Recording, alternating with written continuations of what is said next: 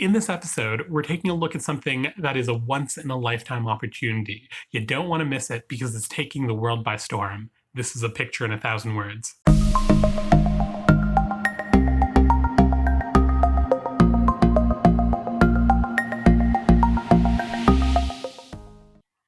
Welcome to A Picture in 1,000 Words. My name is Mubdi Rahman, and in this episode, we're taking a look at something that has really been an exceptional surprise to astronomers all across the world, Comet NEOWISE, which is providing a more spectacular show than we ever expected it would, and we can take a look at a picture of it right now. So let's jump right in.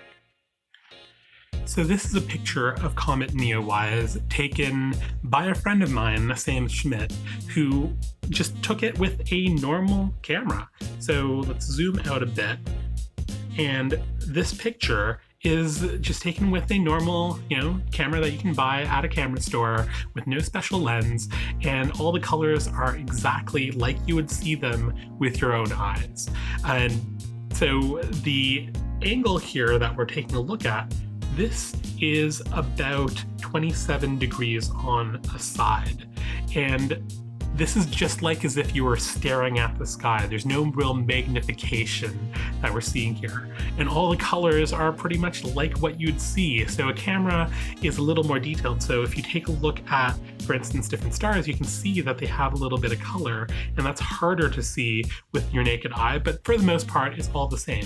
The reason that it's harder to see that with your naked eye is because when you're looking at things that are really faint, it's typically your rods that are seeing it, and the rods aren't great at sensing color, and that's what allows you to see really faint light. But your cones, which can see the color, that's actually harder for them to see faint things. So that's why things tend to look a little grayer when you're looking at things that tend to be dim.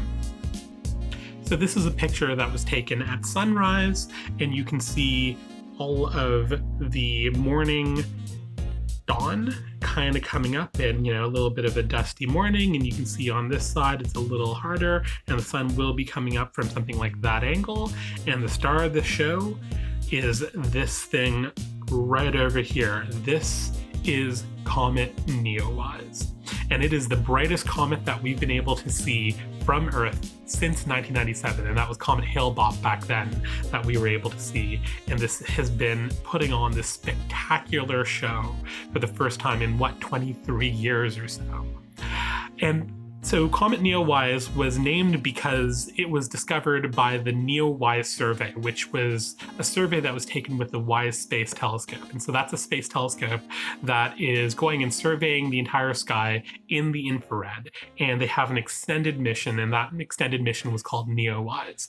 And typically you name comets after their discoverer. So hence, this is Comet NEOWISE. So the comet itself is actually rather small. Inside all of this entire glowing comet, there is a little body that is about in size. It's about only 5 kilometers in size. So that is typically the size of, say, half a city, a bunch of city blocks put together. So it's not a huge body, but the tail that is so prominent that we're seeing is something like hundreds of kilometers in length. And that is primarily what we're actually seeing as a part of the comet. So the central body of the comet is actually, let's draw it out here, it's actually an amalgam of typically a lot of rocks, and we can put little chunks of rock and ice. And this ice, some of it is water ice, some of it is things that we call volatile. So these are things like carbon dioxide. So this could be, made of carbon dioxide. This one could be made of ammonia.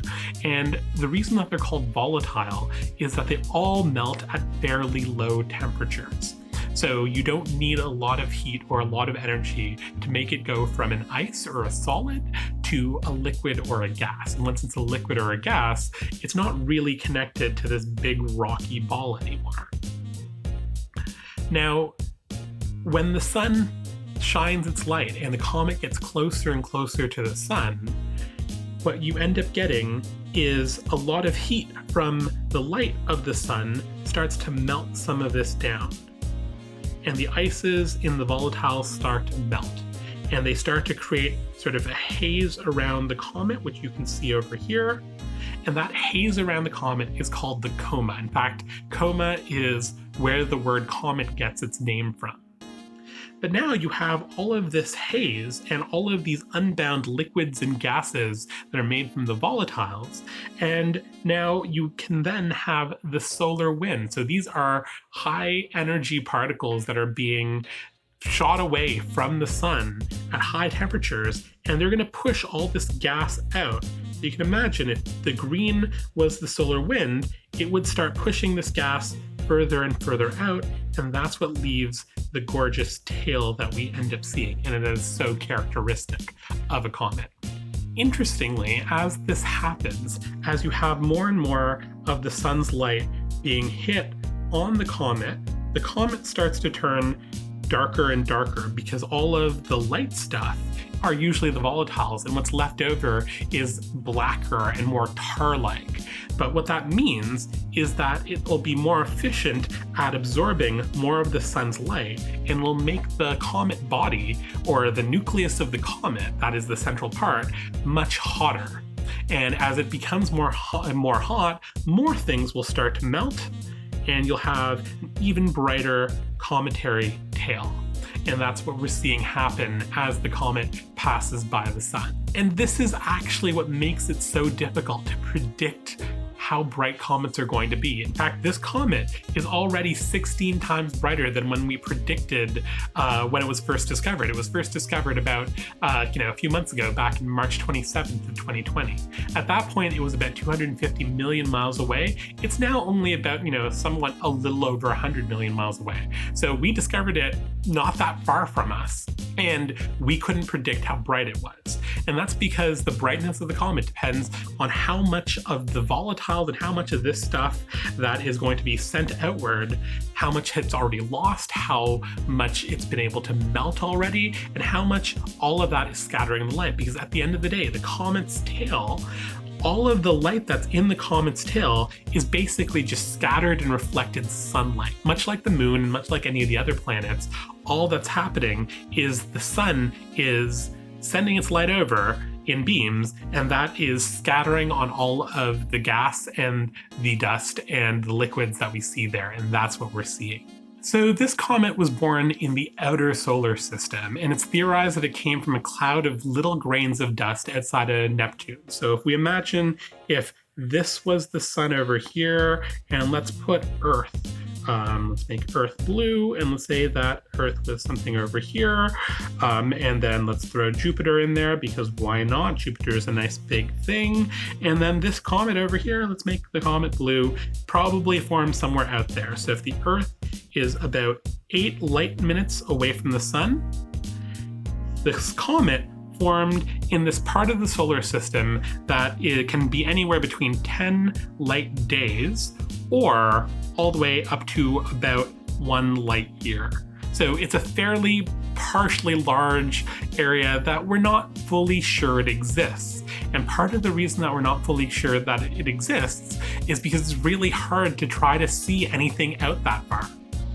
Most things in the solar system, they come because what you're doing is that you are having light from the sun bounce off of it and come back to Earth. So let's say that when we're taking a look at Jupiter, Jupiter would be over here, light from the sun bounces off Jupiter and then hits the Earth, and that's what we're seeing. So we can even see shadows on Jupiter. But when we get much, much further out, the sun isn't nearly as bright. And so anything that's that far out, there's less light to bounce off. And even if it does bounce off, it's bouncing off a long way to hit the Earth. And that's really hard, and so it's really faint, and we're not really seeing much light come from out there. And that's why it's really difficult to try to pick out anything in the outer solar system. That's why we didn't see a lot of the dwarf planets that Pluto is a member of that club of up until fairly recently, because it's really hard to see them. And they're not necessarily that bright. The vast majority of the light, again, comes from light that's from the sun and it's bounced off of it. But this comet, let's make the comet green now, and what it's doing is it's making a pass from the outer solar system in passing by the sun, and then going to go out back that way again. And as the comet approaches the sun, there is a point where there's enough of the sun's light that's going to hit the comet to heat it up and melt all of those volatiles. All of that ice is going to start melting, and that is going to start to leave the coma and the trail of the comet, and all of that is going to start reflecting light. And that's when we can start seeing it. And this is the point where we start to actually think of it as a comet. And as it moves along, it continues to lose more of the materials. And so let's say if it was over here, where it's at nearly its closest point, this is where it's potentially the hottest, and it's going to melt so much of this stuff, and it's going to leave this massive trail behind it. And that is what we're seeing here. We're actually on this boundary of the comet. We're just seeing it as it passes by the Earth for the second go round. And this is why we're not even fully sure how bright it was, or how it was going to be, or how long it's going to be really visible. So it's important, if you want to see it, go try to check it out right now. Like, turn this off, and if it's night, go check it out right now. Just to give you a sense, this picture was taken on sunrise of July 10th in 2020, and we expect that's probably going to be visible to the naked eye up for all of July 2020. So definitely go out, because you're definitely not going to be able to see this again for about 7,000 years. Special thank you to Sam Schmidt for allowing us to use his gorgeous photo of Comet NEOWISE as taken from Davis, California. In the description, we'll send you a link to Sam's Flickr link if you're a photographer and you want to get the settings to reproduce images like this, which you can do because this is an incredibly bright comet and you don't need any special equipment to do that. Definitely take a look down there. As well, we'll also link you to a website that'll help you find where Comet NEOWISE is from anywhere on the Earth. So you can put in your location and just take a look, and it'll tell you when you should be looking for Comet NEOWISE and how bright it should be. Let us know what you think of this episode. If you enjoyed it, give it a thumbs up. If you didn't, thumbs down. Don't worry, we don't take it personally. Share us with your friends and subscribe to get the latest episodes.